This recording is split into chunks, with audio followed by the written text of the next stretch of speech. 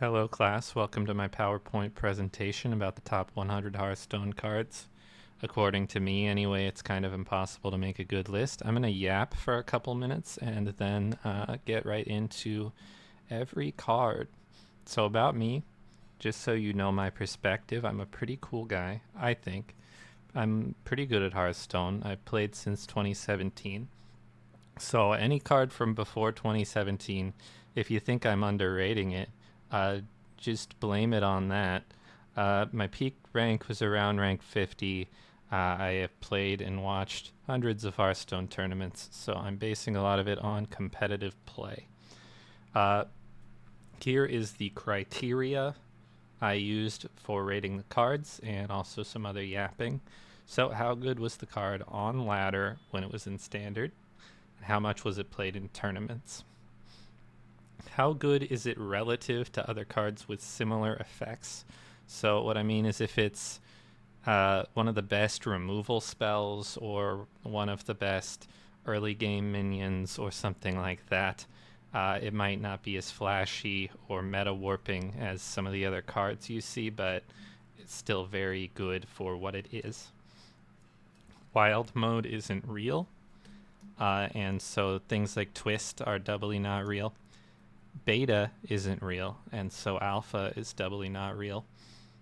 Cards released after October 2024 are actually not real because they have not been released yet as of me recording this.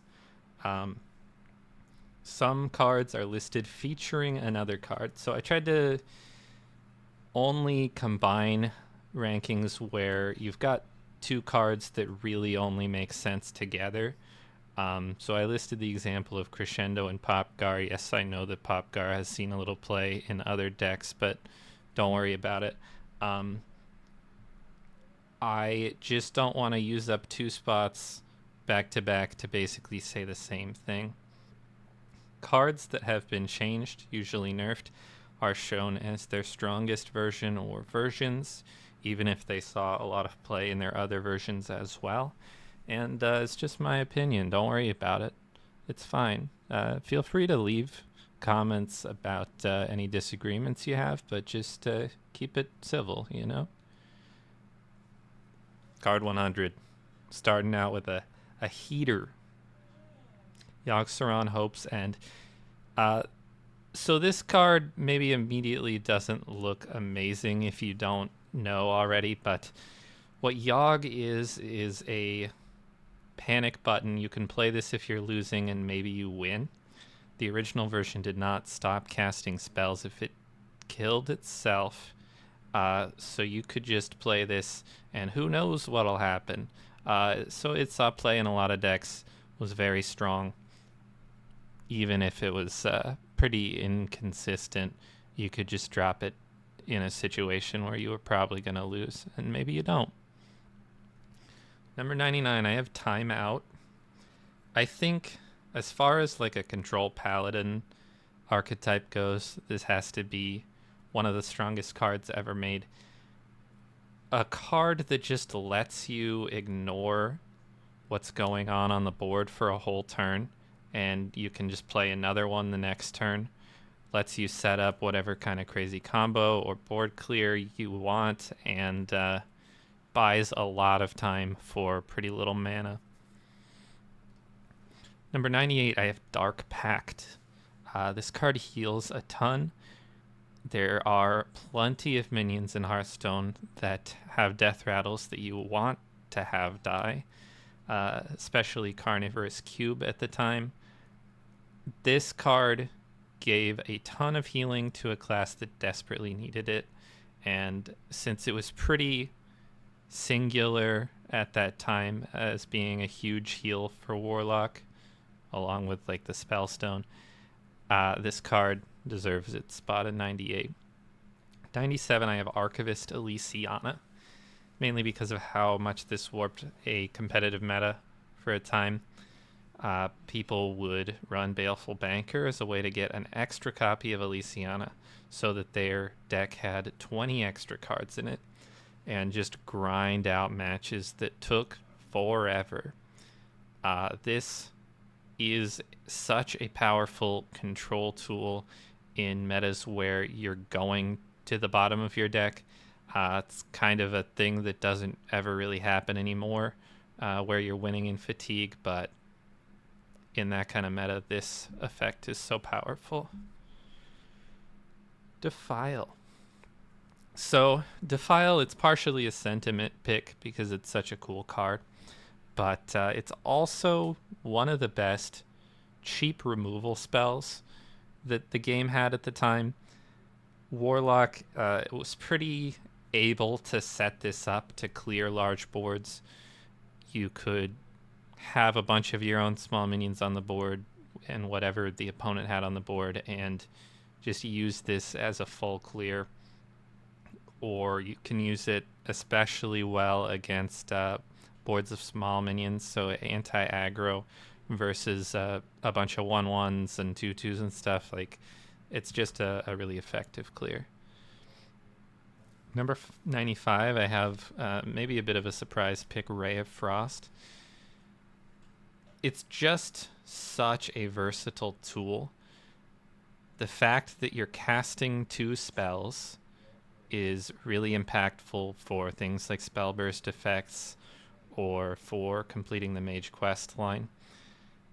It's able to very cheaply stall out a lot of damage. If your opponent has a giant, you can freeze it for a turn, or you can freeze 2 big minions for a turn. But it's also a potential deal too if there's something small that you really need to kill off. Just being such a versatile, cheap spell, it's on my list. Number 94, give me Reska the Pit Boss. Not always the flashiest thing, but the fact that this usually comes down for 0 mana. It's got rush and 6 attacks, so you can often kill something off with it. And it steals an enemy minion. You can very often set this up so that you're guaranteed to steal whatever your opponent's best minion is. You don't necessarily have decks built around this, except sort of like an Excavate Death Knight, but it's just such an impactful, powerful card. Number 93, I have Unleash the Hounds, which at various times for Hunter has been a really powerful, aggressive tool.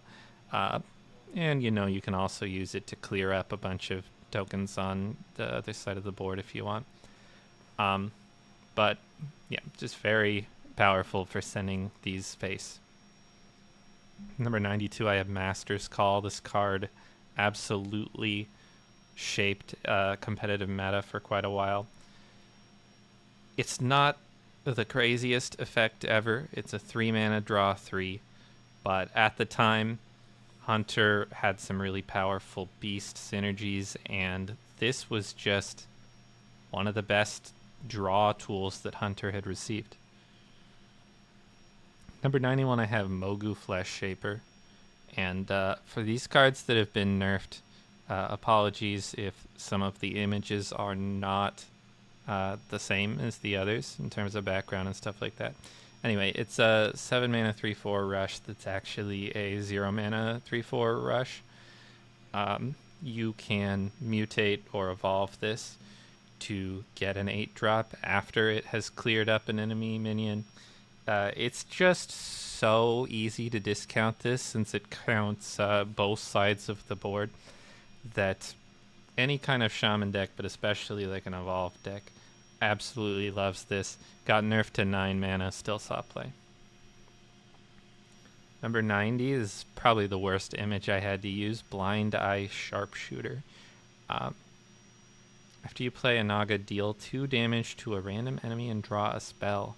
You can draw so many spells with this. And then it swaps and you draw a Naga, and then it swaps and you draw a spell.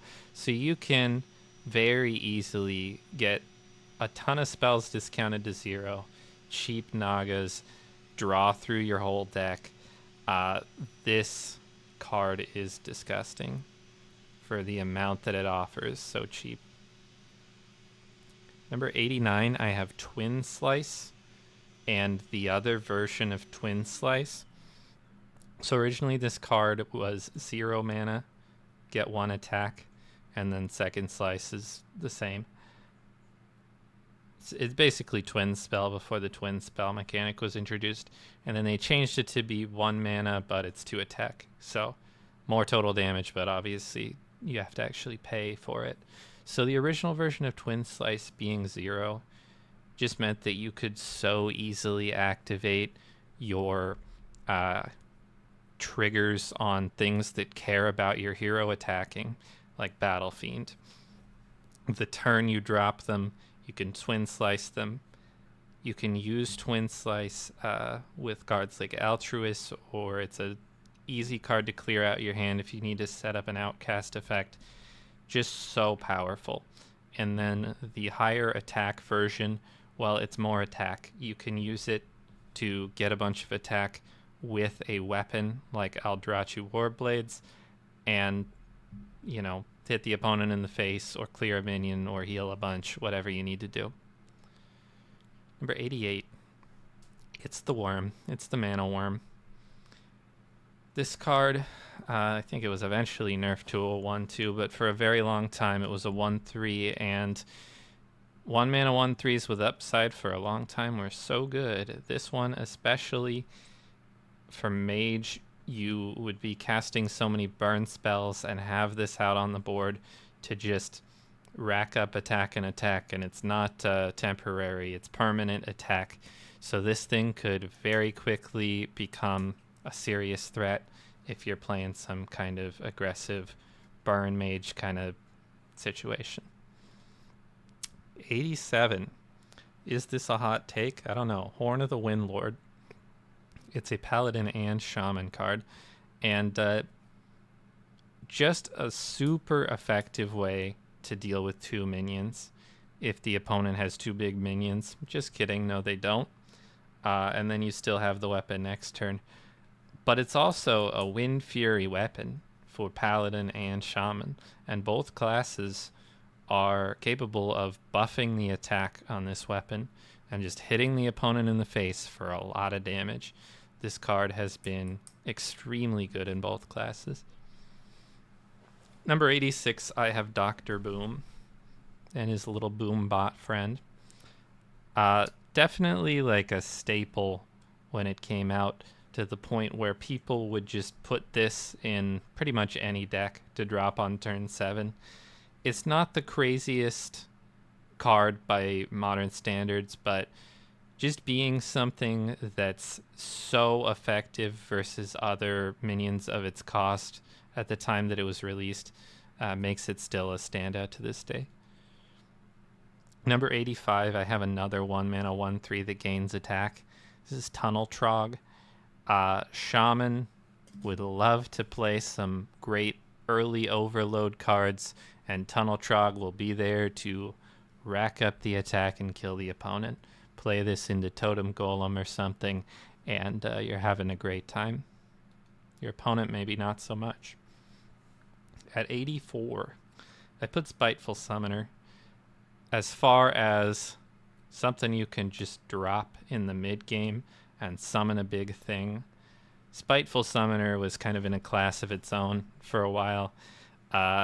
This saw play primarily in Druid and Priest, who could easily run decks of a bunch of minions, a couple huge spells, and then drop Spiteful Summoner turn 6, maybe turn 5 with Coin, or earlier with Innervate or something, and summon a 10-drop.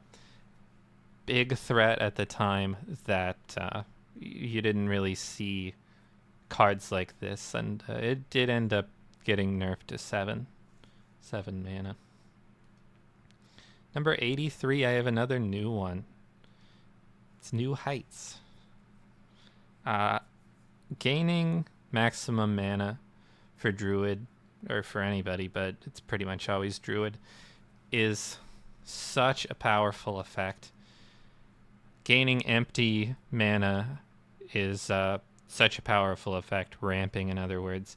There were tons of good ramp spells. I couldn't include all of them, but this, another part of it is that it's available to Warrior through use of the tourist mechanic. So it sees a ton of play in both classes. Being able to get your maximum mana up to 13, up to 16 lets you do these crazy plays where you're just doing so much more in your turn than the opponent is capable of doing. And it combos nicely with a card like Trog Gem Tosser, which will deal damage equal to your maximum mana, which, by the way, is now really high. Number 82, I have Time Winder Zarimi, because it says a little phrase on it, says take an extra turn. Anytime you take an extra turn, well, unless there's a super serious drawback, which there has been with a card like Temporis, it's just extremely powerful. And originally this only needed you to summon 5 other dragons. They ended up bumping it up to 8 because there was just a very powerful aggressive priest deck where you could play out early dragons, drop this, and either kill your opponent on the spot or just get so far ahead. And still ended up seeing play at 8 mana. Really one of the best aggressive priest minions. Number 81, I have Ziliax, a card that was not always the flashiest thing. It kind of is just effective removal of something small, healing. It's a taunt. You could also stick it onto another mech if you want to get a bunch of healing and a big taunt. It's just such a sort of universally useful card the first time it was in Standard that this, I think, was being played in over half of all Hearthstone decks at one point. Such a universal, such a honestly beloved card. Number 80, Void Touched Attendant. I don't know if this card is as beloved. This sort of two-sided effect of both heroes take 1 extra damage, except it's not really that two-sided because you can drop this and then hit the opponent right away, or you can just leave this on the board and your opponent is probably not taking as much advantage of it as you since you built your deck around it. One of the most powerful aggressive minions there has ever been. For Priest, you don't have a lot of things like this, and it really gives a very strong reason to play an aggressive Priest list. Number 79, I put Amanthul. A lot of Priest around here. Again, I don't know if this is necessarily the flashiest card, but having the ability to completely remove enemy minions from the game is very strong. Doesn't trigger death rattles, doesn't put them into pools of dead characters. You can also use it to copy minions, which is really powerful. And since it's a priest card, you can very easily get more copies of it with an effect like Power Chord Synchronize. Plus, it discovers legendary minions for you, which just gives you extra fuel if you're a deck that maybe is running out of cards. So it just kind of does everything you need it to, and it's very effective on all fronts. You play this in a control deck, you play this in an aggro deck, you play this in any priest deck that can run it. 78, I have Forge of Willis, also known as Forge of Wills. Thing is, it's 3 mana, summon 2 8/8s. I mean, not necessarily, but the fact that you could drop this card on 3 at its original cost and then drop a giant the next turn or summon another big minion in some way. There's a 4 mana 7/7 that can't attack. You have a few different options. This just gives you so much value relatively quickly, where if you drop this on turn 3, you have a minion on turn 4 with it, but it has rush, so it can immediately answer something on the other side of the board. It's just so much. It gives you so much for so cheap. Did end up getting nerfed to 4 mana. At 77, I had a card that I had to double check that it actually was this cheap at one point. the now 6 mana card, which to be fair gives you 4 armor instead of 3 now, Sanitize. Being a forged card, meaning you spend 2 mana to upgrade it at any point, it activates Ignis for you, legendary that needs you to have forged. But it's also just so good. I mean, you can often have really high armor as a warrior, and this is just such effective removal. It's crazy that it's this cheap. And I mean, it's not anymore, so just goes to show you. And all along the way, it continued to see play. Number 76, Glide. This might be a spicy one.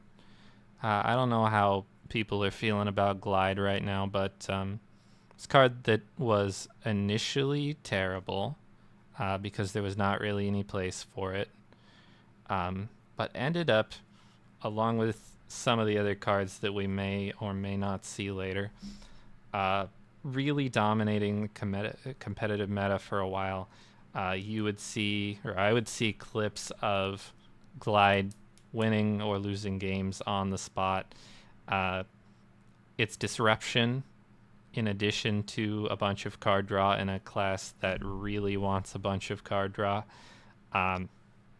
with the right pieces around it, it's just such a ridiculously impactful card. Number 75, I have Reno Jackson. He's a legacy pick. This is the original recipe, Reno Jackson. Now it's a 4/6, a 6 mana 4/6. So you might be thinking, if I drop this to heal, what's gonna stop my opponent from just killing me immediately? And the answer is this card is old, and decks weren't as good back then. But seriously, this gave a very real reason to run Highlander decks, build around this card, and it was very strong for its whole time in Standard. A lot of decks just can't deal with, the opponent just healed for 27 or something. Number 74, I put Sunkeeper Tarim, which I think was kind of regarded as one of the strongest Paladin cards of all time for a time. And because it can be used sort of aggressively or defensively or both at the same time. If the opponent has big stuff, no, they don't. If you have a bunch of small things like 1/1s, no, you don't. Now they're 3/3s. The fact that this is a 3/7 means it matches up awkwardly against the 3/3s that your opponent now has. They have to trade in 3 of them just to kill this, and it has taunt. So it's just a very strong card, very impactful. Number 73, I have Lotheb. Making enemy spells cost more for a turn is a powerful effect that we've seen a couple more times now, but especially when this came out, you drop Lotheb, how's the opponent going to clear your board if you've built up a board and then played this? If they had a removal spell, they can't play it at all. So it just kind of invalidated the opponent's possible responses to your board that you've built up. And it's just generally pretty good disruption if your opponent has some kind of impactful spell that they probably want to play. Number 72, I put Valorok Windblade. Now, this card originally needed you to play 3 cards from another class. They changed it to 1, but at that time, the true form of Valorok, the Deceiver, still had 6 health. They ended up nerfing it to 3 mana 3/3 even after it transforms. But regardless, it's just really easy to activate now that it's only 1 card from another class. And being a 3/6 with charge, hit the opponent in the face with it, discover a card that does whatever you need it to do for less. It's from another class, which means it's going to activate whatever other cards you have in your deck that care about being from a different class. You can easily play more Valorox, copy it, or Shadow Step it or something. It just was a particularly annoying card to deal with that could often win the game. Number 71, I have Soul Mirror. There aren't a lot of control tools that have been as good as Soul Mirror, especially in metas where the opponent is playing impactful minions, maybe with death rattles or something. You can get copies of them, but it's also just usually a board clear if you need it to be. And I mean, you could usually get extra copies of this with Discover effects, but even regardless of that, it's one of the better control spells and removal spells we've seen. Number 70, I put Wild Paw Knoll, which it's a rush minion that costs less. Where have I seen this before? Oh yes, it's Mogu Flesh Shaper. But it costs less for each card you've added to your hand from another class. Now, this eventually got its text changed and its stats changed and its cost changed. But in this form, you could start the game as another class besides Rogue, using the effect of Maestra, who at the start of the game transforms you into another class secretly, and then you transform back once you play a Rogue card. But what I'm getting at is that this Knoll could become free basically immediately. And even if we pretend that Maestra didn't exist at all, this card is so easy to discount and it's so much stats with Rush that it's just super, super impactful. Number 69, I have Savage Roar, and also I put a little picture of Force of Nature there so that I don't get comments that say, what about Force of Nature? Savage Roar is one of the staple token druid cards, which is kind of a deck that existed for many years and, you know, at some point started to look nothing like it used to. But for a long time, Savage Roar was a really powerful card that you could play with any deck that summons a bunch of little things.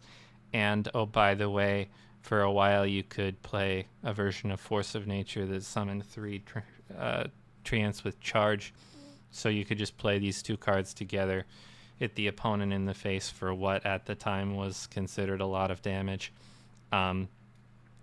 As a sort of combo, so to speak, it's pretty bad by today's standards, but I mean, it's 2 cards to deal 14. Early in Hearthstone, it's just, you can't do a whole lot better than that. Number 68, I have one of the most annoying cards ever printed. This is Far Watch Post. And there was another couple of watch posts, but this is the particularly sticky one because it could come out so early, turn 1 or 2, and this doesn't have to stick for long to really mess up the opponent's game plan.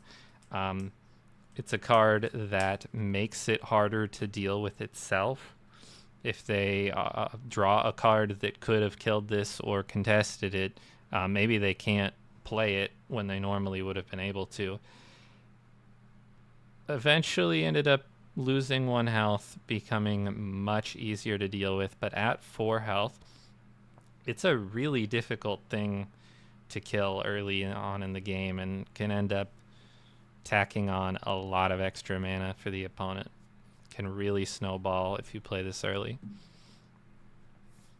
Number 67, I have Shock Spitter. This thing ended up costing 4. That's how powerful it is. And you could double this battle cry at the time with Bran. So kind of a crazy amount of damage that was possible. I mean, you don't have to attack with your hero that many times for this to just become a lethal setup. Drop a couple of these, maybe drop them with Bran, and just shoot your opponent down for so much that they couldn't have possibly out-healed or out-armored it for a pretty aggressive hunter deck at the time. This was sort of a cheat code. At number 66, I have Final Showdown.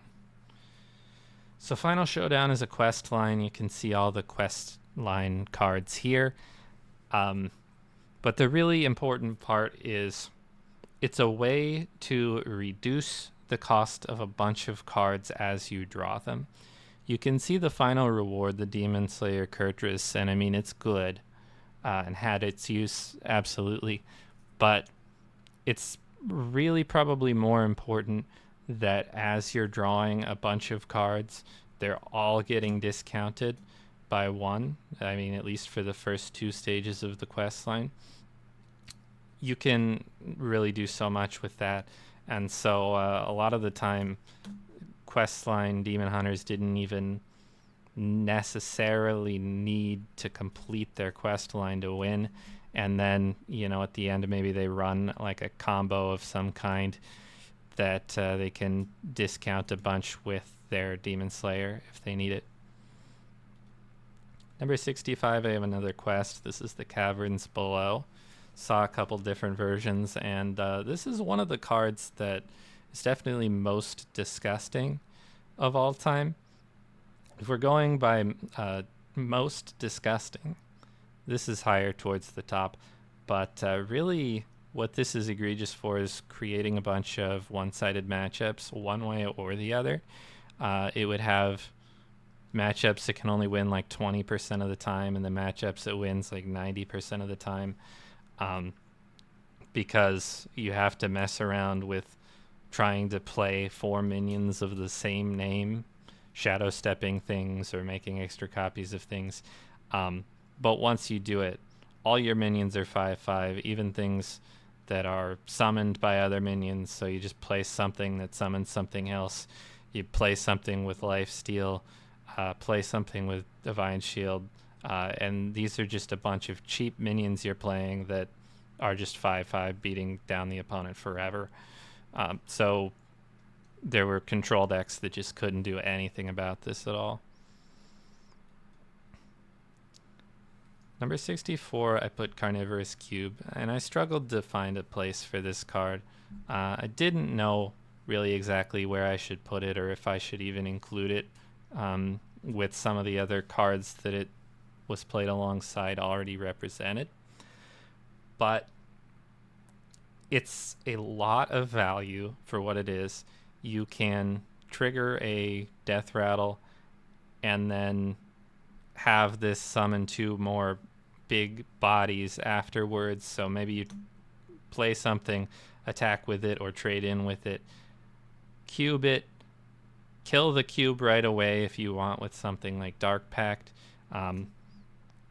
Then, you know, maybe you had a charged minion in there that now you have 2 more that can immediately attack face. Or it could just be some really high value card that you want another couple of copies of. And on top of all of that, it's a 5 mana 4/6, which is not a bad body at all.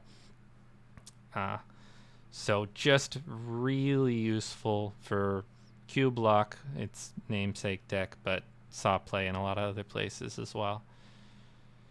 Number 63, I have Efficient Octobot. This thing is a frenzy card, meaning it's triggered when it takes non-lethal damage. And it discounts all the cards in your hand. If you haven't seen a trend in Hearthstone, discounting mana costs is really good. And I mean, the same should be true in any card game that has a similar sort of mana system. This was pretty easy to trigger yourself by playing something like an Aug Merchant, which will be a 1 mana card that can deal 1 damage to this. Or in some matchups, you would just drop it early, knowing that the opponent's deck doesn't run anything that's going to kill it in one shot, or just hard remove it. So it doesn't really matter what you're playing. You want your whole hand to cost one less. There were combo decks that absolutely used this as part of their lethal combo. Uh, but even without that, just having a 2 mana card that discounts your whole hand is crazy. Eventually ended up costing 3, still saw play. Number 62, I put Drekthar. It's a card I had a little bit of a hard time rating because it was kind of during a time where I wasn't playing as much, but really impactful sort of effect where if you choose to build around having a bunch of cheap minions in your deck, like if you're some kind of aggro deck, drop this, summon out a whole lot of stats for 4 mana, and it's just kind of a bomb that a lot of decks are not able to deal with at all.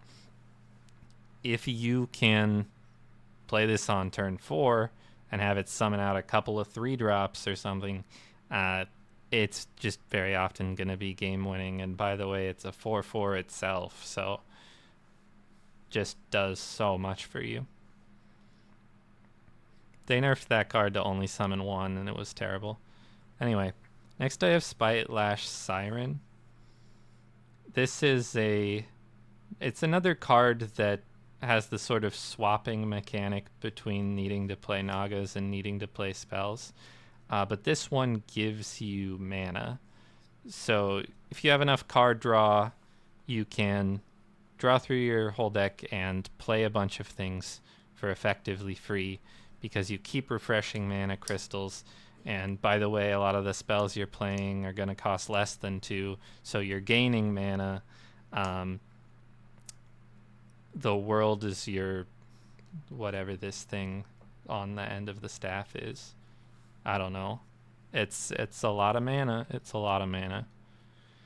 Number 60, I have Irebound Brood. It's a 0 mana 6/7 with Taunt that you could easily make another copy of in your hand. So you would have turns where pretty early in the game you're drawing a ton of cards with an effect like Glide and then dropping like 3 of these, and your opponent's looking at it like maybe I can remove one of them, but they can't deal with all of it and they just get hit in the face for a bunch. This card was incredible. Number 59, I have a Spicy Take. A recent card, a relatively recent, Sonya Water Dancer. And I say this is spicy because I don't think it has often been like the best of the best deck or class in the format. Rogue has had some times where they aren't seeing a lot of play with this around, but this card basically is a consensus, like you always run it in every Rogue deck since it was released, and you can do so many crazy combos with it. I've seen so many different lethal combos that this can work with. I mean, we can see cards like Tide Pool Pupil that you can get an extra copy of back when it cost 1. Spells generated by something like Grifta cost 1, but you can also discount cards using an effect like Prep or Shadow Step, so you can set something up to cost 1 and then get another copy of it. This thing does basically everything, whether you want to kill the opponent with burn spells or kill the opponent with a big weapon, or I don't know, kill the opponent in some other way. Sonya Water Dancer has you covered. Number 58, I went with Lord Barov.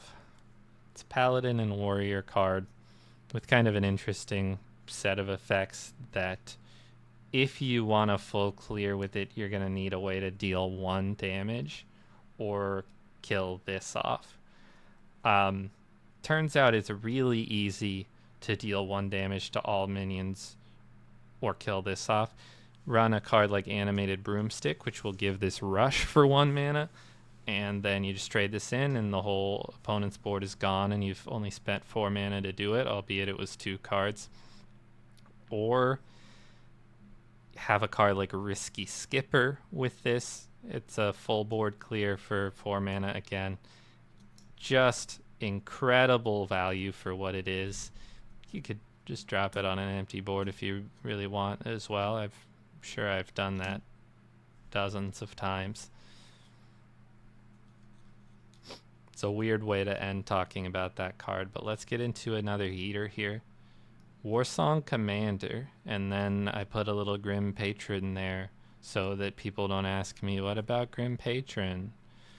Grim Patron I'm categorizing as being good because of Warsong Commander, and I know you can probably prove to me that it still would be pretty good even without Warsong Commander, but it's my list. Let me live. Gosh. But anyway, the version of Warsong, whenever you summon a minion with 3 or less attack, give it charge, you could play something that has low attack, give it charge, but that maybe is going to gain a bunch of attack. Or you can play something like Grim Patron, start damaging them, and have a whole board full of patrons that now all have charge. And just kill your opponent, hit them in the face until they die, and that's what Hearthstone's all about. Grim Patron Warrior is kind of like a legendary deck that people talk about in sort of like it's holy, you know, it's untouchable or something. I don't know that it was the greatest Hearthstone deck ever made, but it was certainly super impactful and a huge part of that meta for a while. Number 56, I have a card that does it all. It's Ultimate Infestation. And maybe the rate for it is not what you would want these days, but at the time, being able to have one card that's going to deal damage, draw cards, give you armor, summon a thing, it's just so much in one card. And you really needed the card draw. You could really use, well, every part of this effect is useful. So in a time where relatively slow druid decks were dominant with decks like Jade Druid, this card is incredible in metas where you could easily gain mana, like with Wild Growth and Nourish. This card could come out way earlier than turn 10 and refill your hand, make a thing. You can see all the things it does. It's a lot. It's a good card. Number 55, I have Daddy D. This has the main drawback that it's an expensive card that you want to be holding in your hand. So it's kind of eating up a space in your hand the whole time it's there. But it's just insurance that eventually if you get to 10 mana, you can drop this and heal a bunch, kill a bunch of things, and maybe one of the things you kill is your opponent. This had to be nerfed to take twice as many things to infuse. The infuse mechanic, by the way, is when a minion dies on the board and you have this in your hand. I think a friendly minion. It's been a while since I've infused. But yeah, this thing could easily get up to the point where it's just straight killing the opponent as soon as you drop it turn 10. Number 54, I have Iron Deep Trog. One of the best aggressive minions we've ever seen because it summoned a copy of itself originally, and then those copies would summon their own copies and so on. They had to change it to just summon another 1/2 Iron Deep Trog, another base Iron Deep Trog. But with this version, you can buff it, you could give it a shield, you can do whatever you want. And if the opponent can't just kill it with minions or like a single spell, you run away with the game. You have a full board full of your buffed up Trogs. Yeah. Number 53, I have Northshire Cleric. You thought I was going to forget about Northshire Cleric? 1 mana, draw 87 cards. No, but seriously, there were a lot of ways to get this to do a lot for you. Basically every priest deck for a long time ran this because there were so many easy ways to get this to draw you cards. And again, it was a 1-mana 1/3 that did something good, which for a long time was kind of the gold standard of being a great card. But really where this card went crazy is in combo decks where you just do everything in your power to draw like your entire deck, and you could, play something that drops a couple of these and just goes off with a bunch of healing effects.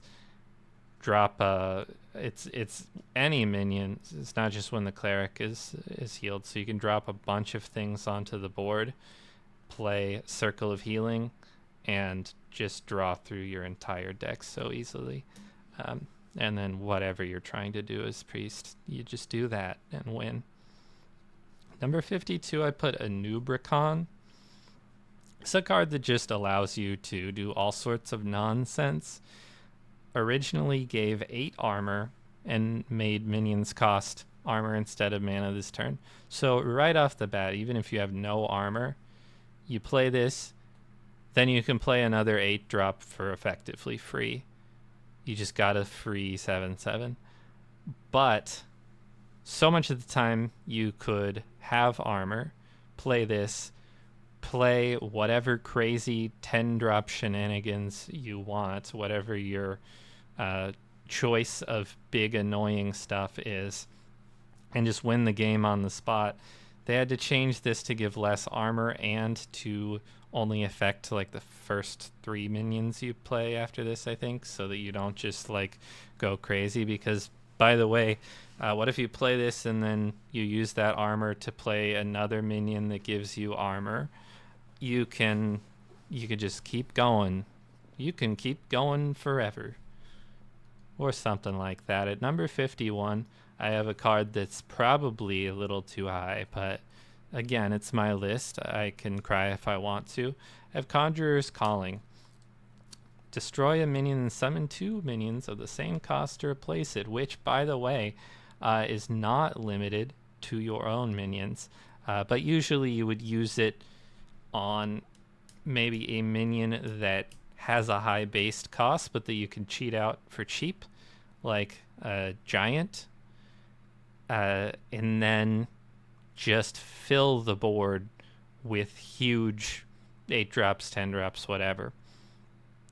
But if your opponent has a really high value minion, maybe something they've buffed up a whole bunch, can Conjurer's Calling their thing. And the fact that it has 2 uses just makes it capable of winning games effectively by just making whatever huge minions you have multiply. And you had a card like Khadgar. Khadgar was a 2-mana 2/2 minion that when you summoned a minion, you summoned an extra copy of it. So that, along with this, means you were basically filling your board with huge stuff. They eventually made this cost 4. We're getting into the heavy hitters. This is the top 50. This is for all the marbles or something. Sinstone Graveyard. It summons a ghost with stats equal to the number of cards you played this turn. If you've played Rogue, you know that sometimes the number of cards you've played this turn is like 11, 13. So a 2-mana card that you could drop early, just play it on 2, and then on turn 3 or 4, do whatever nonsense you want to do with, prepping out spells, shadow stepping minions, playing all sorts of cheap nonsense. Then you just hit the button and go, okay, now I have an 11/11, and in 2 turns I'll make another one. Oh, and by the way, it has stealth. So, they changed this to cost more, and they changed it to not have stealth. Still incredibly strong, and just a way that Rogue put games out of reach almost immediately. Drop this on turn 2, and it's almost like, let me get into the next game. At 49, I have Shadow Reaper Anduin featuring Raza the Chained.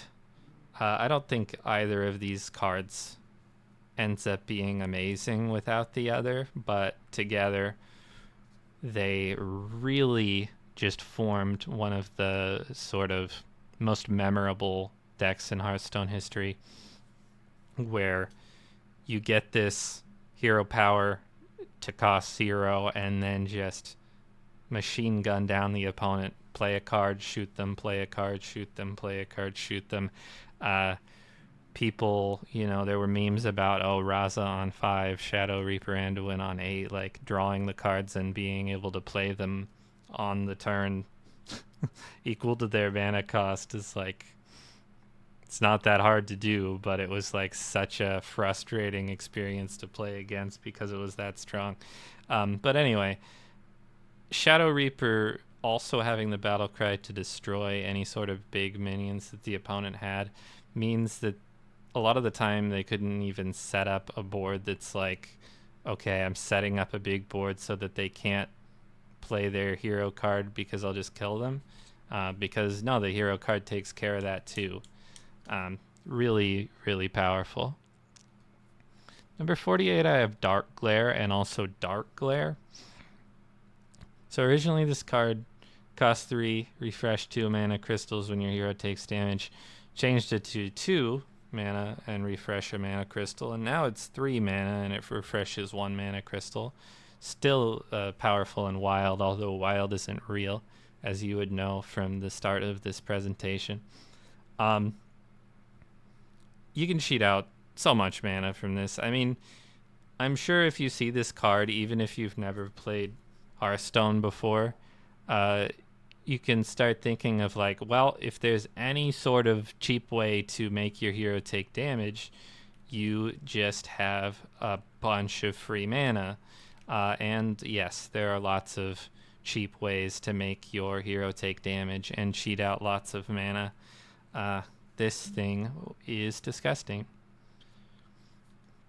Let's go to 47. Dr. Boom Mad Genius. One of the most frustrating control cards to play against for me personally. I hated this card, but hey, it's a good card. It's just a card you play to eventually win. Like, there's not another way to describe it, because once you play this, you're gaining so much armor between the blast shield hero power and just the 7 you get from playing this. But also, the mechs having rush for the rest of the game is such an impactful board clearing ability. If the opponent tries to set up any kind of board, you can potentially discover a mech with your hero power or just play one of the many mechs in your deck. Immediately trade it off. Maybe it had a death rattle that summons more mechs. Oh, those have rush too. Just does so much to continually clear the board and gain armor that this is a control Hall of Famer. Except not in the literal sense of the Hall of Fame that existed in the game at one point. Anyway, at 46, I have probably the grainiest picture in here, hopefully. Kael'thas Sunstrider, which originally said every third spell you cast each turn costs 0. I think this was changed to be an 8-mana card and make the cards cost 1. But I think in Druid particularly, this is where you saw this played. Could play this, play a couple of cheap or 0 mana spells, and then do whatever big thing you need to do. And it's every third, not just the third. So you could just keep chaining this, maybe play some spells in there that draw a bunch of cards. And this could just be a huge combo turn where you play this super early, turn 5, turn 6, and then just make a huge board or do whatever that you need to do to put the game out of reach. I think it was mainly making huge token druid boards at the time, but regardless what it is, as long as you have a way to play cheap spells and a couple of really expensive spells that you want to cheat out, this effect is incredible. Number 45, I have Snowfall Guardian. It's maybe a forgettable one for some people, but this freezing the whole board is nice for sure, because it's stall for Shaman in a way that they don't always have. But it also just gets so big. Like, if the opponent has like 6 minions on their board and maybe you have a couple minions on your board, you play this, you got a 10-10 or a 9-9 or whatever, and everything's frozen, so it's probably going to have a way to connect to the face if they don't have removal for a singular big thing. And then you can just play another Snowfall Guardian the next turn. It's like a Frost Nova, which is an incredibly powerful defensive tool, but with a huge body stacked on top of it for very little premium. And this thing eventually went to 6 mana and lost the gaining stats. Number 44, I have another hero card. This is Blood Reaver Gul'dan. This guy, you had such big boards of demons throughout the game, whether you're Control Warlock or Q-Block, which was, a little more combo-y, or even some Zoo Warlock decks that ran a bunch of cheap demons. Play this on turn 10 or whenever. Summon a bunch of demons. Maybe some of them have charge, can hit the opponent in the face, kill them. Most likely you had some taunts in there, so the turn you play this, your opponent is not getting through to kill you. And then you have this built-in button that swings the life total 6 each turn, because you're dealing 3, but you're also healing 3. So in matchups that are going long, every turn you're getting 6 health further away from the opponent in your favor, or 6 closer if they had more. Anyway, it's such a good hero power and such a good battle cry. Really the only downside is that it costs 10. At 43, I have another quest line, the Demon Seed. It's one where we care a lot more about the eventual payoff. Quest line that requires you to take damage on your turns. The amount of damage that it requires has changed, but you could pretty easily play a bunch of cards that deal damage to your own hero, or you can use the Warlock hero power, take damage that way, and get this reward out, all the while getting a few free healing every now and then from the rewards along the way. Once you eventually get the Blightborn Tamsin, if you can play Blightborn Tamsin, you pretty much just win on the spot most of the time, because you can just draw yourself into fatigue and kill yourself that way, or play whatever cards you were holding back that deal damage to your own hero, which obviously you're running a bunch of those to complete the quest line in the first place. It's a kind of eventual win that, like, the only way to stop it is for the opponent to kill you first, and a lot of the time they couldn't do that since you were healing and just clearing their stuff and playing stuff and doing everything along the way. 42, I have Raised Dead, which, it kind of goes with the last one, but this card for both Priest and Warlock is such an effective way of getting high impact minions back to your hand. There were a bunch of Priest decks that only played things that they would love to get back. And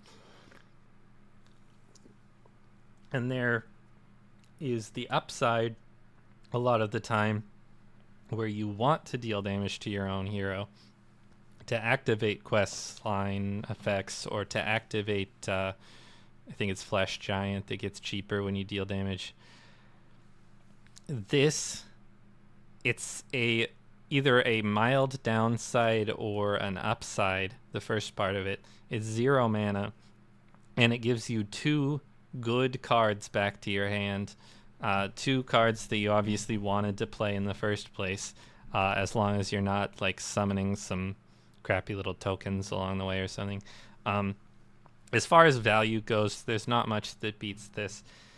You would play this in an aggro deck where you need some quick refill and you don't care about dealing damage to yourself. You would play this in a control deck where you need more copies of your high impact minions. You just play this card. At 41, I have a Sathic Veil Weaver. Now, this card adds 41 spells to your hand. That's an exaggeration, but you could play this alongside of effects that discount the costs of spells. So Radiant Elemental or Nazmani Bloodweaver. Play a bunch of cheap spells on your minions.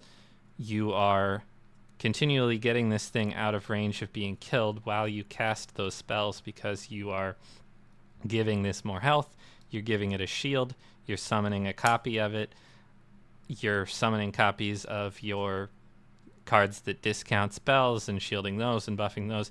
So you're making this huge board and not running out of any resources along the way, filling up your hand with mostly useful spells. This card is a win condition, and it's just a really effective card that saw play in Priest for quite a while. At number 40, I have a card that is way less flashy, that people would probably be surprised to see this high. It's Shield Shatter. But hear me out. Again, it's a card that ends up costing 0 so much of the time. Any card that ends up discounting itself a whole lot, you have to take a second look at and say, hold on, is this the greatest? But this was the best AoE card available for a long time.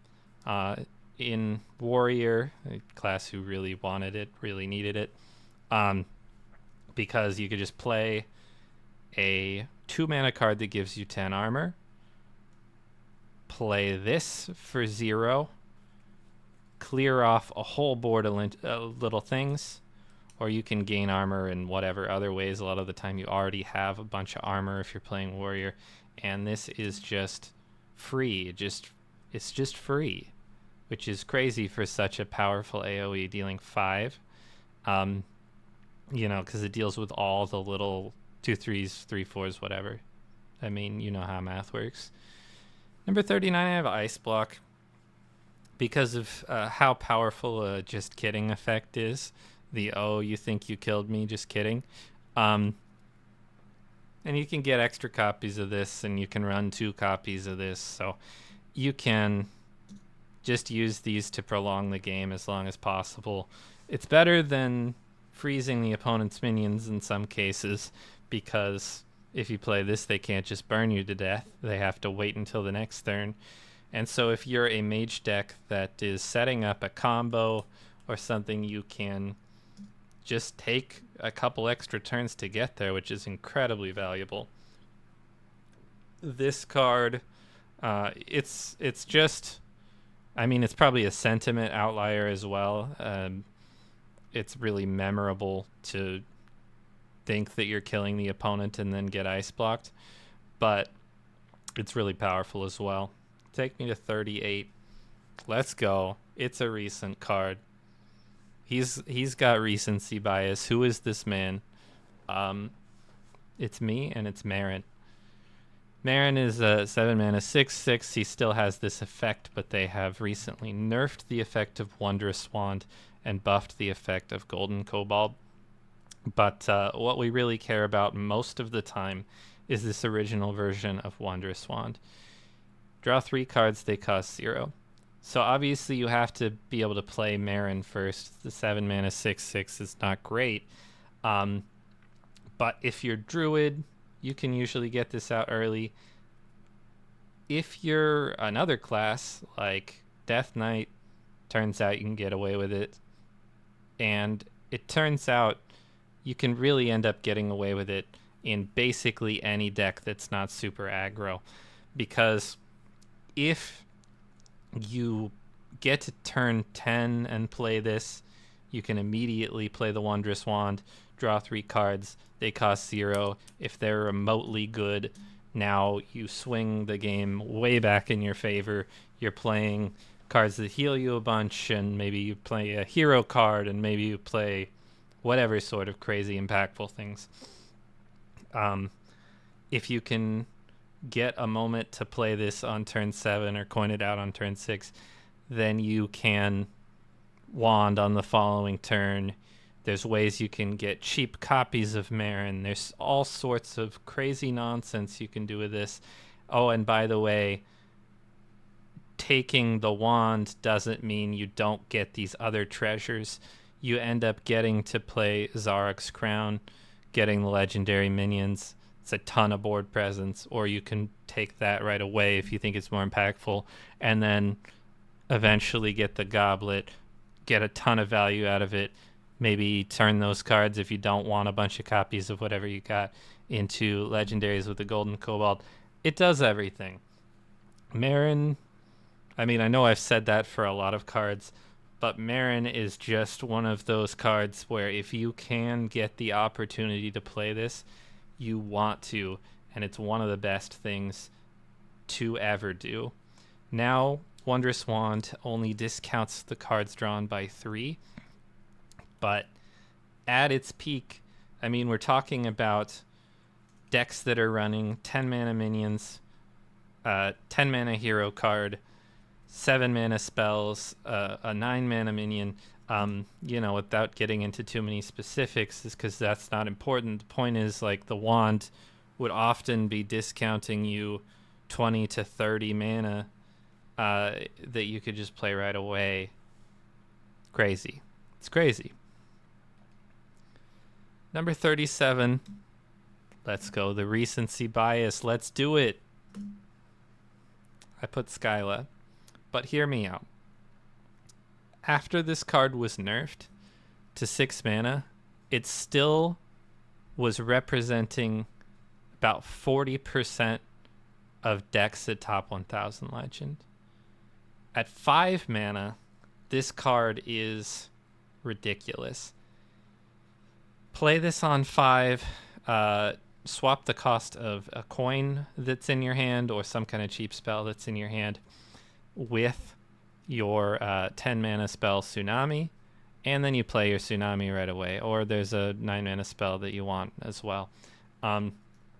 Either way, it's a way to cheat out as soon as turn 4 or 5 a 9 or 10 mana spell, and then you can cast those cards again with a card called Conniving Conman that replays your last non-rogue card. And by the way, the reason you have access to Conniving Conman is because Skyla is also a rogue tourist, allowing you to play the card.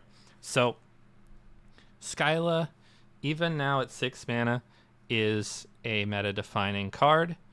At 5 mana, it was genuinely at a level that we've rarely seen. And so don't get on me too much for the recency bias or whatever. At 36, I have another card that just dominated the meta and was such a huge part of the meta for a certain period of time. Ended up getting multiple nerfs, but bear with me here. So the original card is Galakrond. You invoke twice using effects like Corrupt Elementalist over here to upgrade it, and then the final upgraded version is a battle cry that summons 2 8/8s with Rush and Eclipse 5/2 Claw.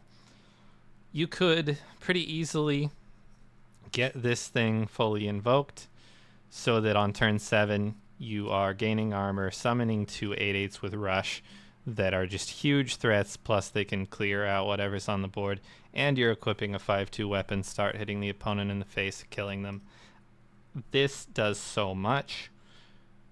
As you invoke it, by the way the invoke ability works. It triggers this hero power, even if you haven't played the hero card yet. So when you play Corrupt Elementalist, you get a couple of 2/1s with Rush.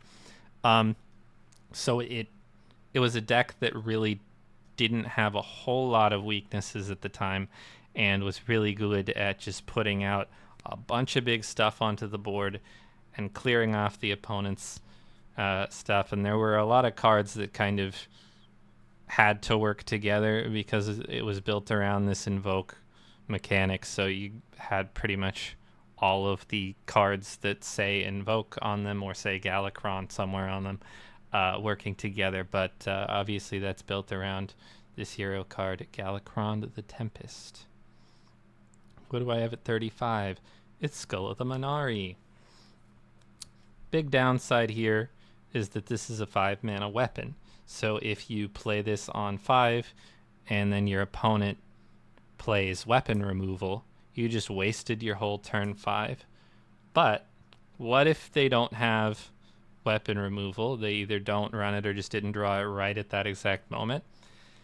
This summons out a 9-drop from your hand, or a 5-mana 5/7 charge minion that would normally have a downside of discarding 2 cards, but you don't have that battle cry since you just pulled it straight out of your hand. And now you get to play your whole turn with a full mana. And by the way, it's going to continue summoning huge high impact demons from your hand for the next few turns as well. So this is a huge mana cheat card if it manages to stay out at all. There were control, warlock, and Q-block decks built around this card where, if your opponent plays this on turn 5, you just go, oh man, come on. So it did create a little bit of a frustrating dynamic of like people start running a bunch of weapon removal, specifically hoping that they get your skull at the right time, But really memorable card, and probably like the 5th card I've mentioned from Q Block, so definitely not biased. 34. We have a pretty unassuming card. It's aquatic form. This card is 0 mana. Discover a card from your deck effectively.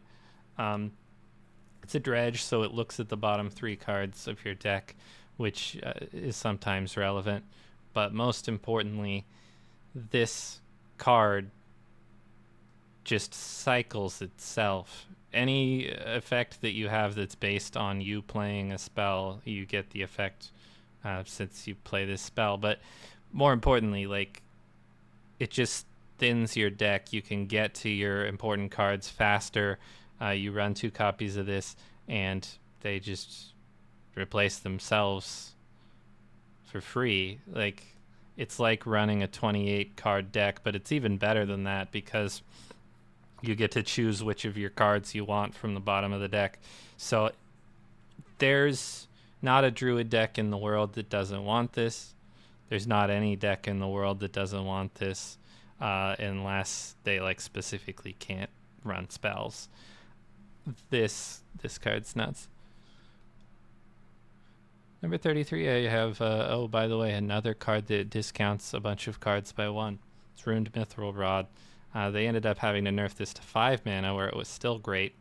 But this, after you draw 4 cards, reduce the cost of cards in your hand by 1. So you're discounting a whole handful of a bunch of cards by 2 using a 3 mana Ruined Mithril Rod. And it doesn't take that long to draw 4 cards and then draw another 4 cards. There's pretty easy card draw effects in Warlock, especially at this time. So you can just so easily discount a big hand full of cards. You're probably going to have a bunch of cards since you just drew 4 anyway. They don't have to all be drawn in the same turn, like with Final Showdown, the Demon Hunter quest line. It's such crazy value and so much discount for so cheap. Number 32, it's Psychic Scream. Why is it Psychic Scream?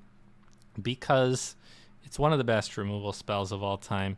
I mean, it costs 7, so you have to pay 7, but you get rid of all the minions on the board. They don't trigger their death rattles, they don't become dead, so you deny a whole lot of potential effects that your opponent was counting on. And now they have all this junk in their deck. If there were a bunch of minion, like little token minions stuff, maybe they have a bunch of 1/1 wisps or something. Now they're drawing a bunch of 1/1 wisps, so you've made their deck terrible while getting rid of their board. It's not always going to work out that way. Like sometimes maybe you are a bit hesitant of giving them some of their minions back into their deck, but on the whole, this card is probably the best removal spell, or just one of the best removal spells we've seen. Number 31, I have a card that deals 96 damage. This is Il'gynoth.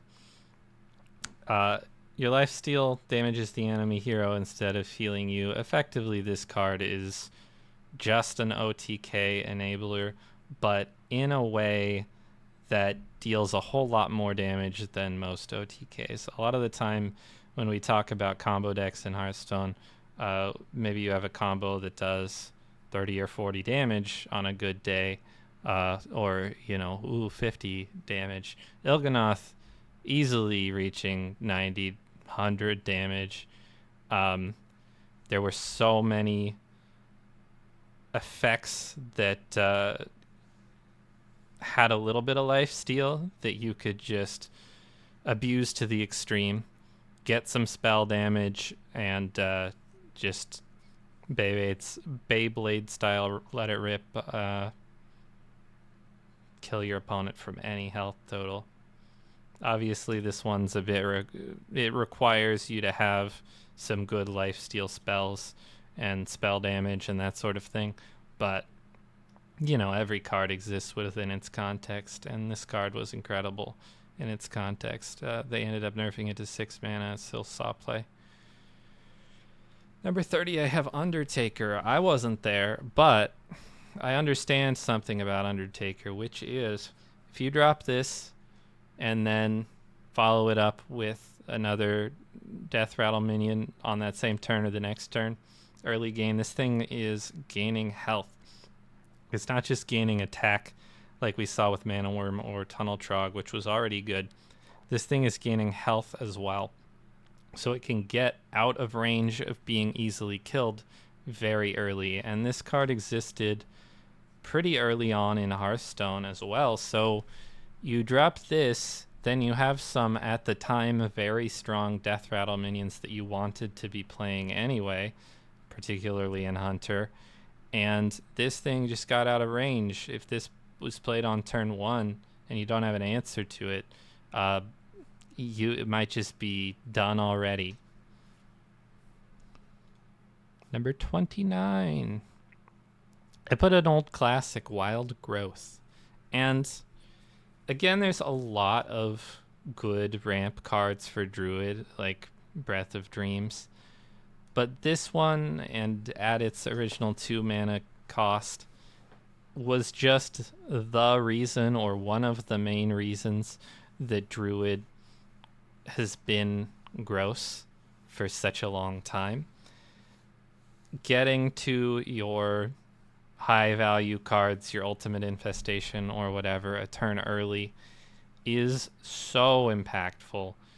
Playing with 1 extra mana compared to your opponent is so impactful.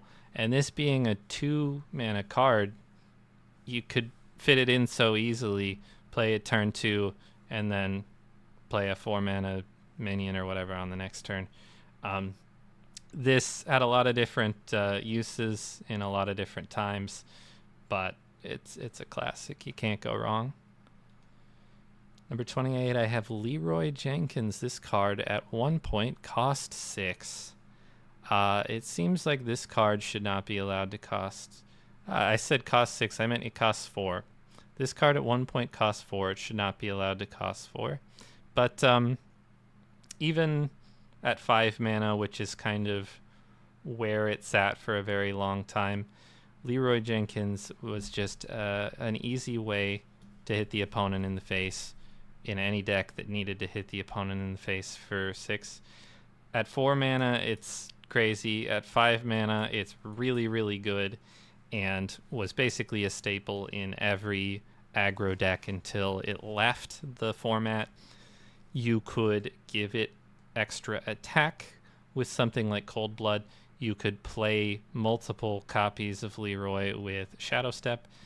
This card represents so much burst from hand, so much burn damage that not every class had. You know, you can compare it to like a Fireball in Mage, but in Rogue, it ends up doing so much more damage than that, and Rogue really needed it. So just an all-around banger aggro card. We love to see it. 27, I have Preparation. This card lets you cheat 3 mana. If you have any sort of spell that you would like to do that with, then this card is insane. Even the changed version that discounts spells by 2 instead of 3, it's ridiculous. You save so much. Think of the savings. Won't somebody think of the savings? Okay. At 26, I have Risky Skipper. Why? It pretty much is what Warrior revolved around for a very long period of time. Risky Skipper was a nice way to enable board clears with something like Lord Barov, but it's also a way to draw a bunch of cards. Battle Rage drew cards for every damaged character you have. It's a way to activate all sorts of effects that trigger off of minions being damaged, like Armor Smith. So this was a way to gain a crazy amount of armor. This is a pirate, so you can draw it off of an effect that draws pirates, like the weapon Ankar. It fits so perfectly into what Warrior wanted to do that this thing is just a classic. And I can't show or mention every card that like went together to make Risky Skipper what it was, but there were whole Warrior decks, incredibly dominant Warrior decks, built around using this card. At 25, I have another pretty blurry, not great picture, which is Refreshing Spring Water. This is Pot of Greed. If you are familiar with Pot of Greed, 0 mana, draw 2, effectively, because this gives you 2 mana crystals back for each spell you've drawn. If you're playing it, you're running a deck of all spells, which was incredibly good at the time. Or maybe you have like 1 minion in your deck if it's some kind of combo or something. You could discount this, which means that Refreshing Spring Water was giving you your mana back. Anything that I can describe as 0 mana, draw 2, this doesn't have any kind of setup. Like, it's not some kind of condition you have to meet other than a deck building condition. So yes, you have to wait until you have 4 mana to do it, but it's just a card you rip that lets you dig through your deck for effectively free or cheaper than free. Yeah, I can't talk this card up enough. Number 24, I have Call to Arms. In its 4 mana version, recruiting 3 minions, so just summoning 3 minions out of your deck that cost 2 or less. Now let me say something before we go any further. Some people will tell you that this card led to Millhouse Mana Storm seeing play. And while they are maybe technically lying to you, those builds of Call to Arms decks were terrible, and people should never have tried running Millhouse Mana Storm. Anyway, just to set the history straight a little bit, this thing, it's 4 mana to thin your deck by 3 and summon 3 2-drops from your deck. You play this in Even Paladin, a deck that wanted to only run even cost cards, so it's not summoning any 1 mana minions out of your deck because there aren't any, just summons a bunch of 2s. But even if you weren't playing an Even Paladin, summoning a bunch of your cheap, good minions out of your deck, really effective in terms of just board presence as soon as you play it, but also getting through your deck, emptying out your deck a bit so you can draw into your other cards other than just minions. 23, it's the Atar. Probably the best. Well, it's the best neutral combo disruption that's ever been printed. At 4 mana, very cheap. Discover a card in each player's hand and swap them. You can usually give the opponent something they don't want, but there's so many decks that just fold to you being able to discover a card out of the player's hand.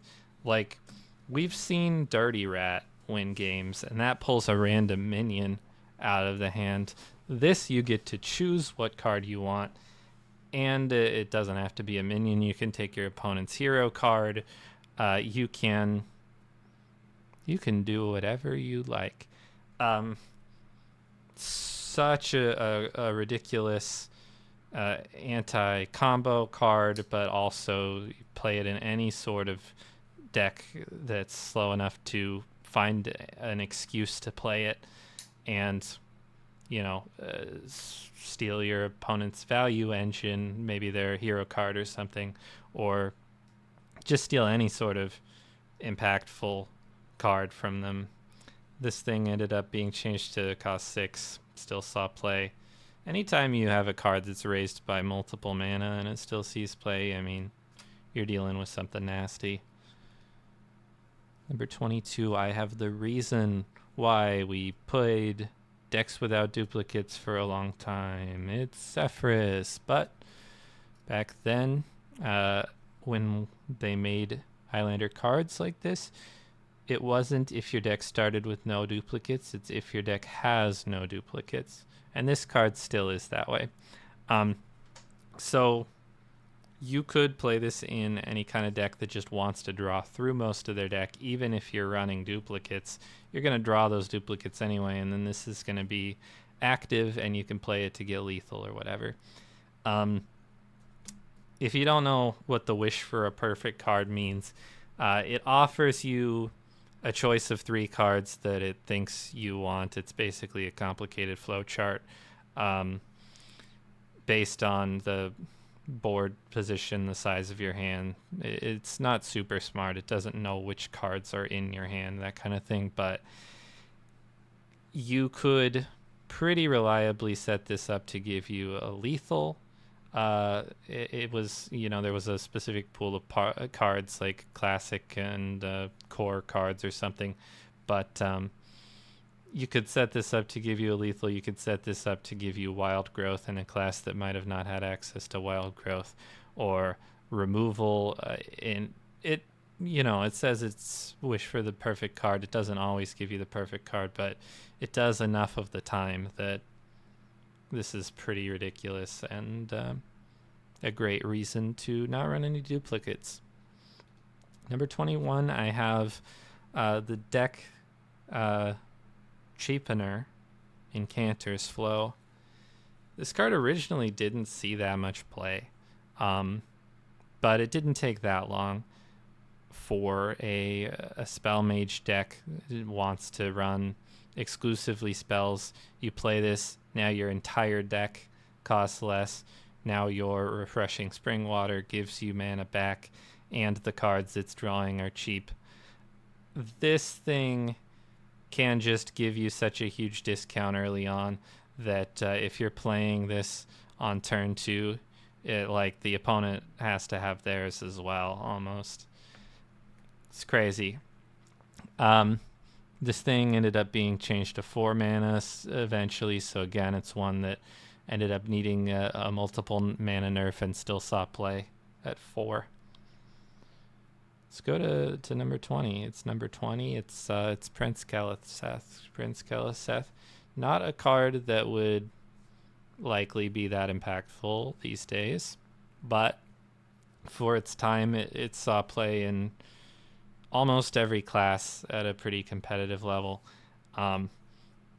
You would just slot this into any deck that wants to run a bunch of minions, or even a medium amount of minions.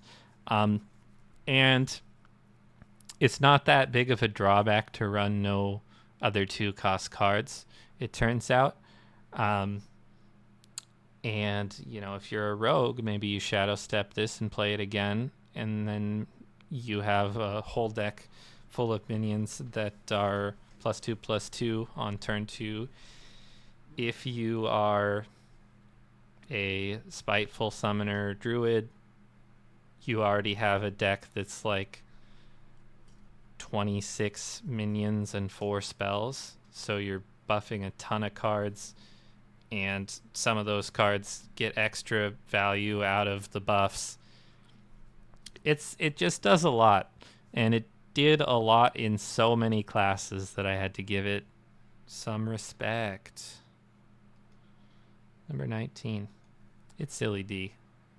You thought I was going to forget about Silly D? Nah. So this lets you customize it in the deck building phase, and I can't really show every version of what Silly D can be, but here are a few of the best pre-nerf versions. You have Unkiliax, which has a ton of different keywords on it, and it doesn't have stealth anymore, and it costs more now, but this thing comes down, and now your opponent can't kill you. You immediately use it to attack with its poisonous effect. You heal, remove something. It can't be targeted with spells, so they have to trade in a bunch of minions, healing you a bunch more. And then you just play effects that resummon taunts or effects that resummon mechs, and you got more of it. Or you just play this 9 mana one that summons a copy, and the turn you play it, you heal for 12, clear off a bunch, and establish minions on the board. Or you play it in an aggressive deck where you have a bunch of little tokens on the board. You drop this, everything's bigger, everything hits harder, and everything's harder to kill. And there are other meta versions of it. There are several other ways to build your Silly D that saw a crazy amount of play. And maybe a crazy amount individually it's a stretch, but in total this card can be played in almost every deck. I mean, maybe that's like a very slight exaggeration, but the fact that you can configure it to be an extremely good aggro card or an extremely good control card means that it shows up basically everywhere. Number 18. It's Wild Heart Guff.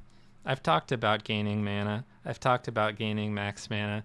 What if right away you gained 20 max mana and a full mana crystal, later changed to be an empty mana crystal, and you drew a card, and you made your hero power able to gain a mana crystal or draw a card. So basically you could just use it to ramp to the moon, and then once you're ramped to the moon, draw a bunch.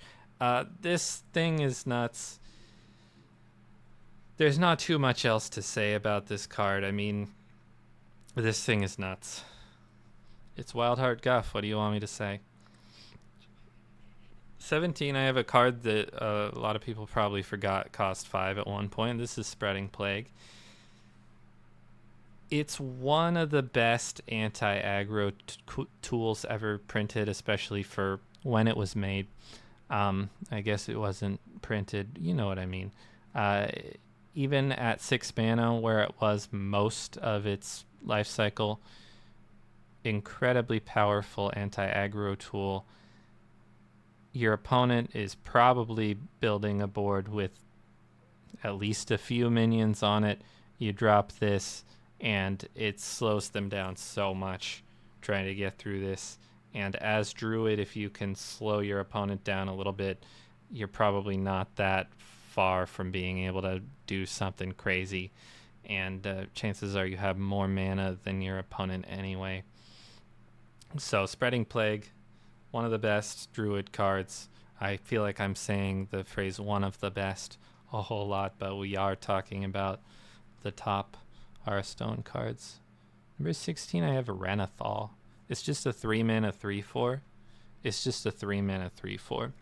But it makes your deck really big, which intimidates the opponent. And more importantly, gives you a bunch of health. And this is such a big impact. Like, when this card is in standard, even now being brought back to standard for a second time, it just warps the whole meta. And they did end up nerfing this to give you only 35 starting health, but then they put it back to 40. Regardless, this thing shapes the whole meta where maybe certain aggro decks that were getting there just don't have time, and slower combo decks, control decks are able to arise. They take use of this effect, and it's just hard to overstate how much the meta shifts when this card drops. New Renathal just dropped. Number 15, I have Shudderwalk, and then the additional card that I wanted to mention alongside it is 1 mana Shudderwalk, and 1 mana Shudderwalk, and 1 mana Shudderwalk, and 1 mana. You get the idea. Because a lot of the time, this was making copies of itself and then sending those copies back to your hand and making them cost 1 mana. But even if your Shudderwalk's not doing all of that, it is doing something. It usually was used as part of just a game-winning combo. You drop Shudderwalk, and your opponent then has to watch a 20-minute cutscene after which they die. But even in decks that weren't combo decks, you would put in a bunch of good battle cries just so that eventually you drop this and it does a bunch of stuff. There was like a Jade Druid. There were Shudderwalk like tempo druids where you just, once you eventually play this, it summoned a bunch of minions and maybe they were buffed up. And this does so much when you play it that it's sort of the builder round for Shaman for the entire time it was in standard. And it's just hard to forget because if you played during this meta, you've heard my jaws that bite, my claws that catch, like literal thousands of times. Number 14. It's Gen Greymane. I put Gen lower than Baku, spoiler. But it's one that I swapped at the last minute. If you are sensing the theme with cards like Renathal and Keleseth, we're now sort of talking about cards that warped an entire standard meta. Making your starting hero power cost 1 ends up being really good in Shaman, where you can take use of having extra totems. Really good in Paladin, where you really want to have a bunch of minions stick on the board. Really good in Warlock, where you want to have hands full of cards to discount Mountain Giants and that sort of thing. This card was everywhere, and the decks that didn't have this a lot of the time had the next guy, Baku the Moon Eater, the odd version. If you build your deck with only odd cost cards, you can get one of these 5 hero powers, or another hero power that doesn't matter very much. But Hunter made a super aggro deck, Paladin make a super aggro deck, Rogue made a really powerful aggro deck. There was an odd warrior that just kind of armored up, and an odd mage that was pretty good, did various mage type things. But again, along with Gen, this just kind of was near universal, where like the majority of decks for the whole time they were in were either all even cost or all odd cost. And they ended up getting rotated out of standard a year early because they were so predominant. They're just everywhere. What do I have above Baku? I don't remember. What is it? It's Reno Lone Ranger, a recent card. But the reason why is the battle cry is so game winning. And originally, like Zephrys, you didn't have to start with a deck of no duplicates. It was just if your deck has no duplicates, you could draw through most of your deck, eventually play this, just kidding the whole opponent's board. None of their minions die, don't get any death rattles or anything. But they also can't refill because they only are limited to one spot for a turn. And it's high noon. It's high noon flavor text was eventually removed. Turns out it is no longer high noon. This thing is a reason to play a Highlander deck. It's a card that you would play in non-Highlander decks that eventually could play it. Once you drop it, you just won. They had to make it cost 10 eventually. It's still played a lot. And, they made it so you have to start with no duplicates. It's still incredible. The hero powers here are like less important than the battle cry by a mile, but, they're not too bad either. Number 11. What do I have for number 11? It's Giggling Inventor. Guess what? It's Giggling Inventor. Did you expect it? I don't know. You might have. This card was everywhere, to the point where you were pretty much either running Giggling Inventor or running cards that are specifically good against Giggling Inventor, or both in every deck. You would run cards that seem like they should be horrible, like Mossy Horror. You would run, or like Blood Knight. This thing, it makes 3 bodies. So if you're some kind of aggro deck that wants to flood the board and then maybe buff up your minions, it goes a long way. It's really annoying taunts that if you're, trying to stall, now the opponent, if they're just trying to attack through with minions, they have to attack into your taunts 4 times. That blocks a ton of damage.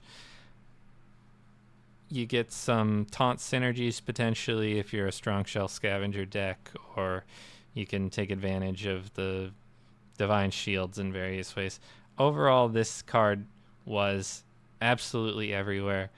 The decks that didn't run it were mostly Gen decks that had to have only even cost cards.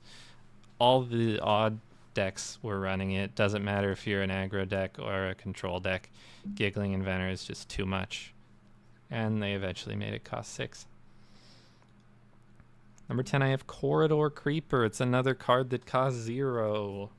And it's another card that you play whether you're aggressive or control-y, with a few exceptions. Some of the slowest control decks didn't necessarily run it, but the fact that it's discounted by both sides' minions means that in so many cases, you could fill up the board a little bit with your early minions.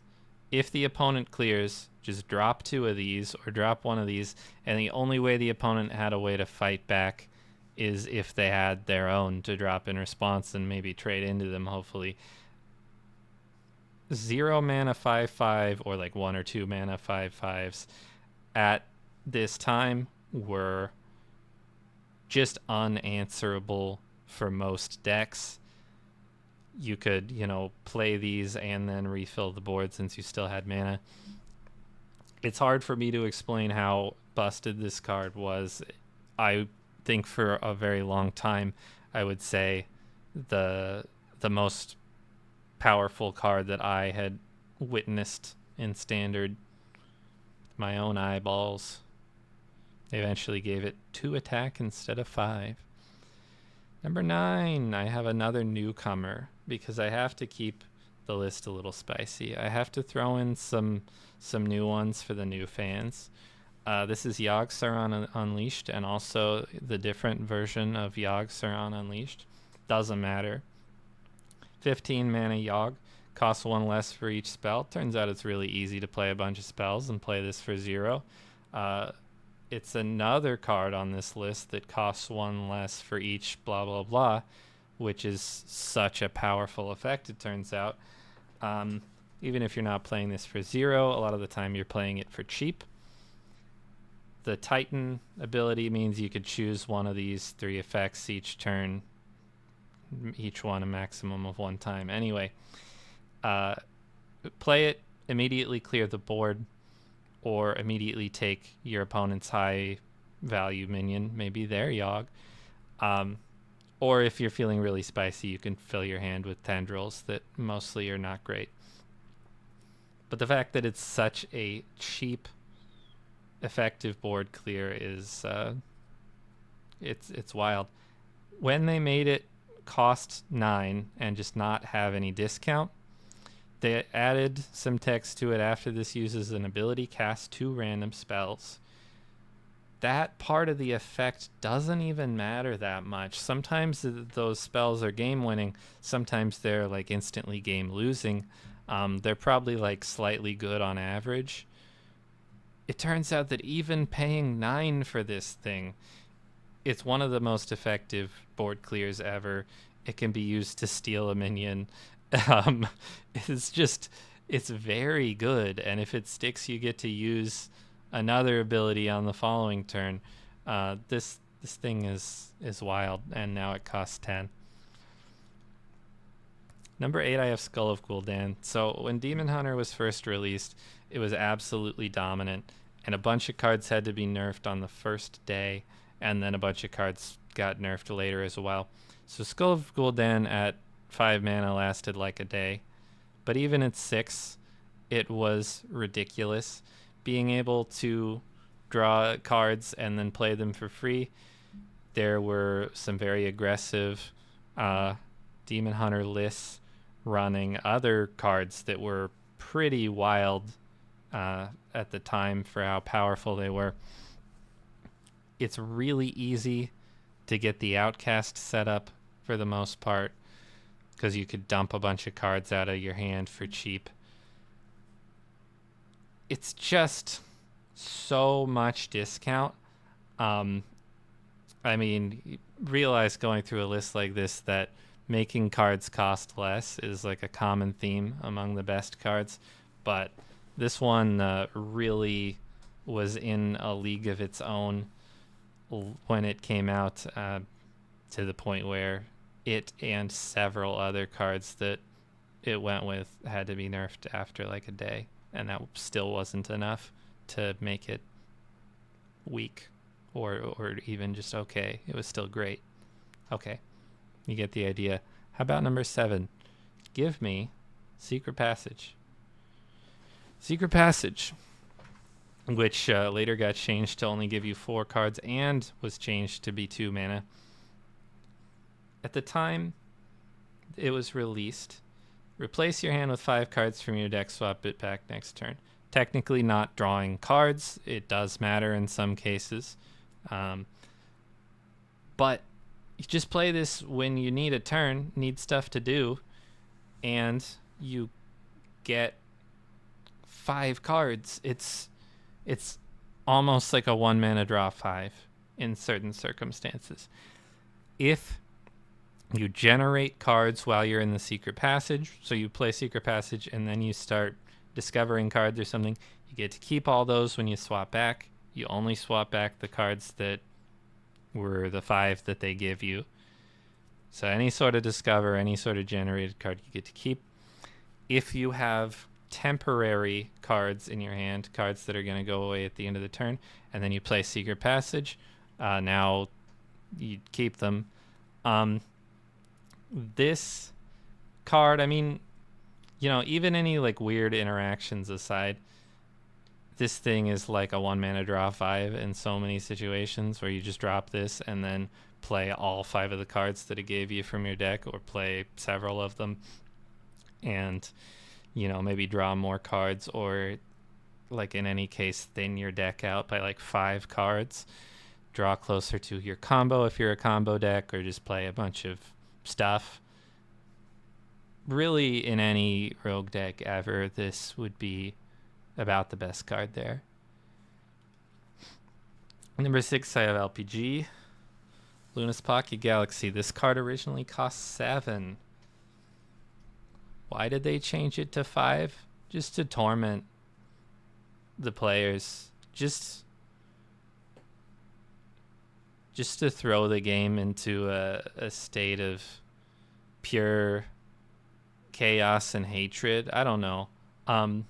No, but honestly, Luna's Pocket Galaxy at 5 was just completely meta warping.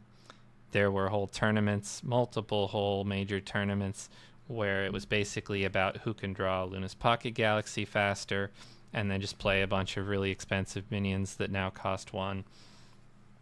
This thing's crazy, and again, it just cheats a ton of mana. Surprise, surprise. When they put this back to 7 mana, it still saw a lot of play, and it just goes to show that you can get away with taking a turn off if on the next turn you play 37 mana worth of cards. I mean, I'm slightly exaggerating, but it was very good. Let's get into the top 5. It's time for the real bangers, the real best Hearthstone cards of all time. Number 5 Patches, the Pirate. This thing costs 0, but it also doesn't even cost a spot in your deck. If you draw it, too bad.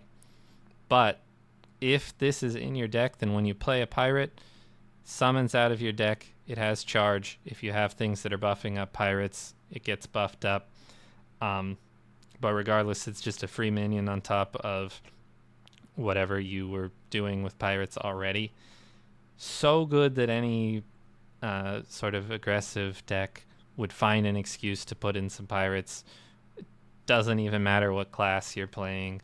You would run some pirates so that you could put this card in so that it could thin your deck out, but probably more importantly so that you just had an extra minion on the board, which is really very impactful, especially at times where maybe you have a corridor creeper that you want to discount. But even without that, this card is just pretty crazy for any sort of aggro deck. I mean, I'm trying not to focus too much on Wild, but like this is a card that's still a staple in Wild to this day, despite not having charge anymore. It's just so much better than you might think if you fall into sort of the beginner trap anyway. It's so much better than you might think to just get this thing out of your deck. It's not the same as getting it for free from your hand, since you're not even using up a hand space. It's just super free. You gotta run it. You got to. So number 4, I have Edwin Van Cleef, the winner of something like 7 consecutive world championships. Not to say that it was the decisive card every time, but it was in like 7 consecutive world champion lineups, something like that. This thing was very frequently on turn 3 or 4, just like a 10-10 or a 14-14. Very often your opponent would just make a huge Edwin and you'd go, all right, I got the next game. Hit the concede button, launch into the next one. Such a staple, such a build around for Rogue for years.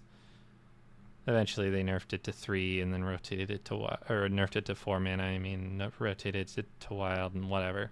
But just absolute menace for years and years. Number 3, I have its partner in crime, Shadow Step. One of the ways that you're playing so many cards to make your Edwin big is Shadow Step. But even without Edwin, Shadow Step is one of the most powerful cards in Rogue, and it always has been.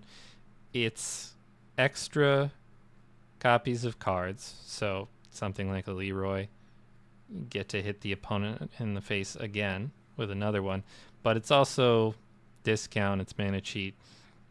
You can do so much with this, whether it's playing a bunch of cards to make a big Edwin or make a big Sinstone graveyard minion, or draw a bunch of cards off of field contact, or whatever it is that you need to do. Shadow Step is there in every Rogue deck that wants to run any kind of minions. Like, this thing, it's everywhere. You can't avoid it. You can't escape it. Log into Hearthstone, Shadow Step, it's there. It's staring at you. Number 2, Innervate. At gain 2 mana crystals for this turn only. Now it gains 1, and it still sees play to this day, even though Hearthstone cards are so much better on average now. Innervate could just let you cheat out big things so early, and again, it would be often game-winning turn 1. Your opponent just plays something that you can't deal with. Or in the mid-game, they get to whatever their most impactful card is really early because they had Innervate. The only real downside to this is that it's taking a spot in your hand. It's taking a spot in your deck, I guess. But this thing is crazy. Again, it sees play to this day, even saying gain 1 mana crystal. So the fact that it ever gained 2 is a testament to how strong it is. Are you ready for the number 1 card of all time? You might have guessed it if you've watched the list up to this point.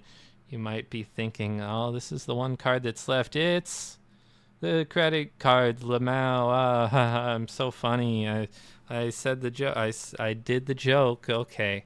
So now that you don't have to comment that on the YouTube video, but maybe do anyway for the algorithm. Okay, real number 1 card.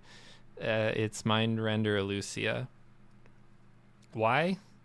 It's another one of what I sort of call just kidding cards, but in a different way. You can, if you're an aggressive priest deck, empty your hand out, play this. What's your opponent going to do the next turn? They can't clear your stuff. You just gave them an empty hand. They'll draw 1 card from your deck, but it's going to be like a small minion. You effectively just gave yourself 2 turns by playing this singular 2-drop. Okay, that's if you're an aggressive priest, though. A lot of the time, priest is a control class. So is this any good in a control deck? Well, yeah.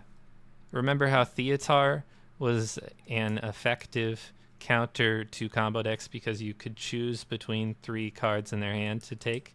Oh, what if you could just take their whole hand and then get rid of whatever cards you want? So if they're a combo deck and they have any of their important combo pieces, play Elusia, play them. Now what are they going to do? What about if they're not a combo deck, they're just another control deck? There's something you want to take with their Elusia. There always is. This card is good everywhere, always, forever, but not actually forever because now the card sucks because they changed the text on it. But at 2 mana with the original effect, I believe that Mindrender Lucia is the most powerful card of all time. The fact that it's a priest card only means that it hasn't had the same impact that some neutral cards would have. Yes, but I think this is the strongest card ever printed on a Hearthstone card. I'm willing to put that out there. When they made this 3 mana, it was still absurdly good. And then they just basically nuked it. They made it give you a copy of your opponent's hand, and at that point, it's pretty terrible. But that's my list. That's my number one is a Lucia. Is it a little bit of a sentiment pick because it's a card that makes you like want to throw your computer into a river? Like a little bit, but it doesn't change that it's just like a free turn or a complete combo destroyer almost every time it's played. Okay, so that was my list. Thank you for watching. I don't know if my camera is covering what it says in the top right. It says brush your teeth. Okay, I think you can read that. If you're watching this on YouTube, leave a comment, like the video. I spent a lot of time working on it. If you're watching it on Twitch, thank you as well. And that's my list. That's my top 100 cards, Hearthstone, top card, top Hearth